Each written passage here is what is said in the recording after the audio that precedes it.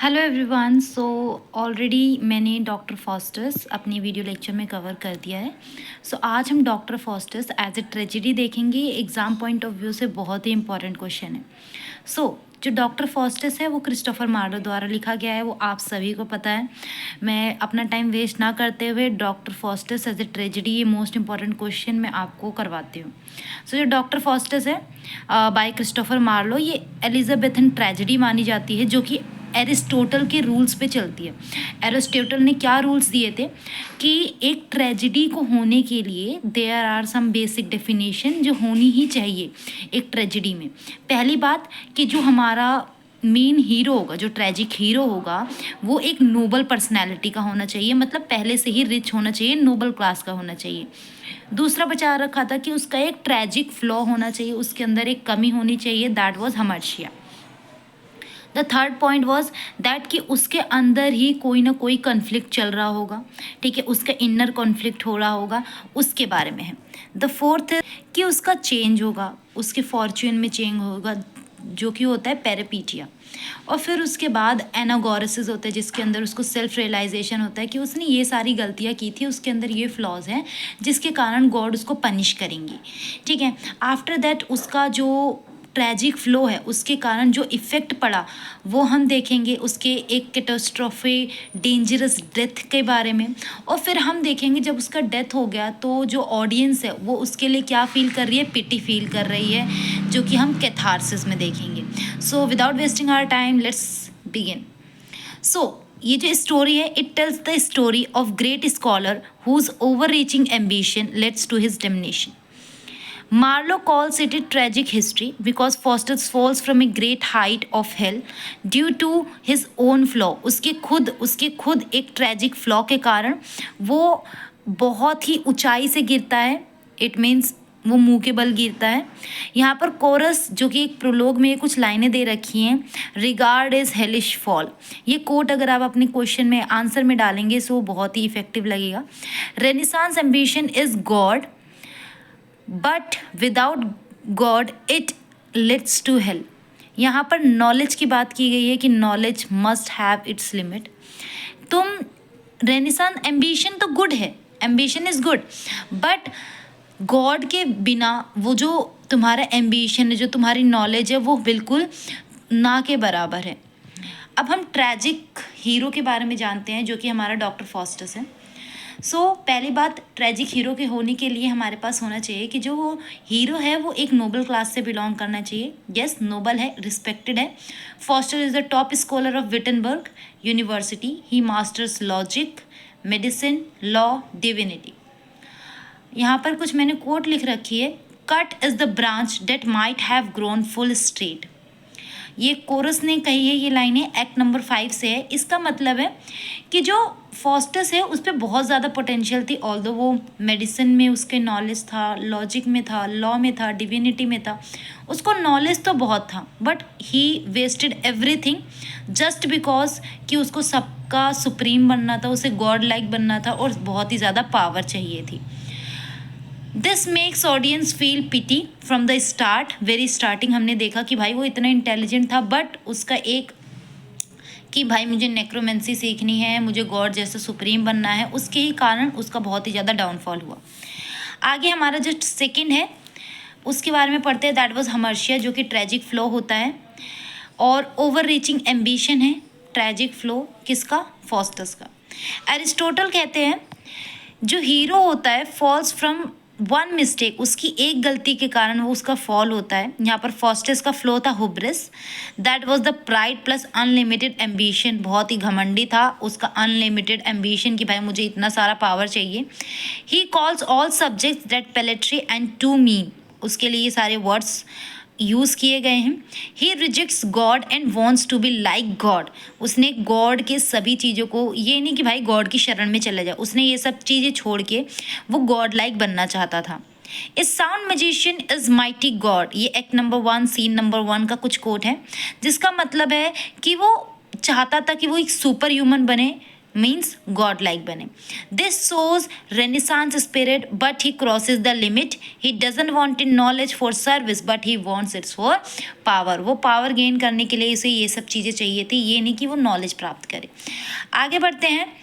Conflict and inner struggle दिखाया गया है किसका, डॉक्टर फॉस्टर्स का. एक ट्रू ट्रेजेडी में ये होना बहुत ही ज़्यादा ज़रूरी है कि जो हीरो है वो मेंटल टॉर्चर फेस कर रहा होगा. अगर मैं बात करूं मैकबेथ के बारे में, तो मैकबेथ में भी वो बहुत ही ज़्यादा टॉर्चर फील कर रहा था.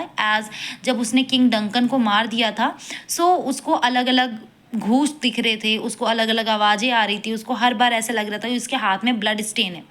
उसकी वाइफ के साथ भी यही हो रहा था. ठीक है. For 24 year fosters fight between good angel and bad angel. Good angel versus bad angel बहुत ही टाइम से चल रहा था, बट वो ऑलवेज गॉड के बारे में सोचता था. ऑल्दो वो ऑलवेज चूज़ किसको करता था, प्लेजर को चूज़ करता था. फिर नेक्स्ट हम पॉइंट पे बढ़ते हैं. डैट वाज हमारा point number 4.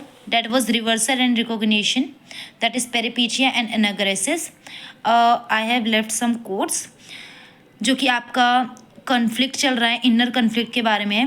O what a world of profit and delight is promise to the studious artisan. यहाँ पर हमें बताया गया है कि उसने रिजेक्ट कर दिया गॉड को, रिलीजन को, किसके लिए, just for power. His pride, उसका जो घमंड है वही उसकी वीकनेस बना. यहाँ पर कुछ और कोट है. जो गुड एंजल थे वो हमेशा कहते रिपेंट फॉस्टर्स रिपेंट, छोड़ दो ये सब कुछ जो तुम कर रहे हो, छोड़ दो और गॉड की शरण में चले जाओ.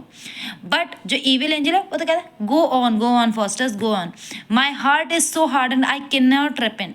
यहाँ पर हमें दिखा रहा है कि जो फॉस्टर्स है उसका इनर स्ट्रगल क्या चल रहा है. He knows God can forgive him, वो जानता है कि गॉड मुझे छोड़ देंगे, बट प्राइड स्टॉप्स हिम.